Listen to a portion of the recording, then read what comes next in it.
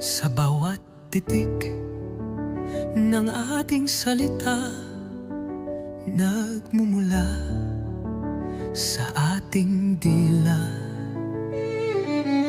Wikang taglay ay dangal ng lahi, ipinagmamalaki ng bayang wagi.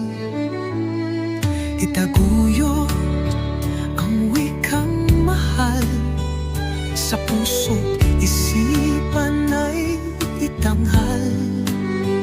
Tinig ng bayan, ating karangalan, sa bawat hakbang, wika'y gabayan.